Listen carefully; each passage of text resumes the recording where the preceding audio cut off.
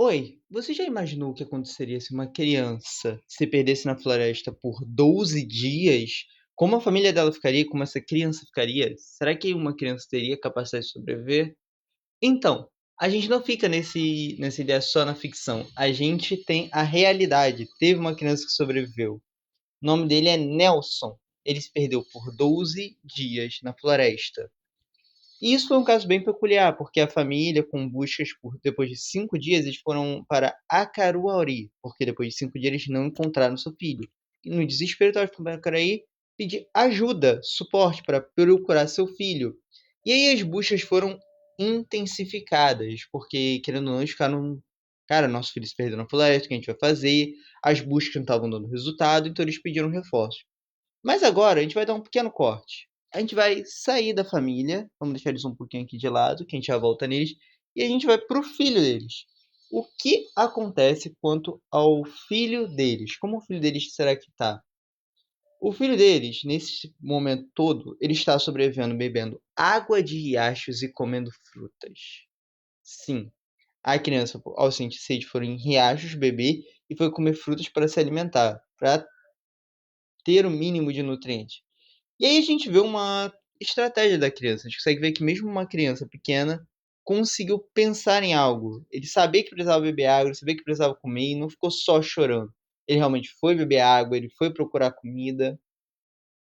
E isso mostra muito como funciona o nosso psicológico. Mesmo uma criança pequena ou qualquer pessoa sob pressão começa a desenvolver estratégia. A pessoa não quer morrer, então a pessoa começa a procurar como sobreviver. Mas e o psicológico dessa criança? Como será que está nesse momento? Perdida na floresta, já passou 5 dias e ela ainda não foi encontrada.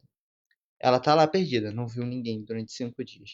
Ela só tá bebendo água de rachas e comendo frutas.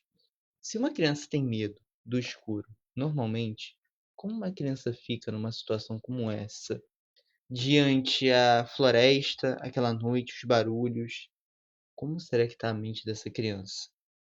Só para inteirar, ele se perdeu no dia 15 de outubro e foi achado só no dia 27 de outubro. Então, como eu falei, 12 dias desaparecido.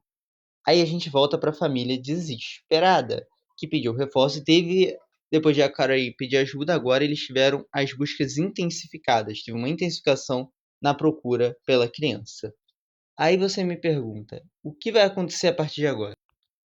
Agora a gente vai finalmente para quando ele foi encontrado por um caçador. O nome do caçador era. Basicamente, o nome do caçador era. Não acredito que eu esqueci. Para.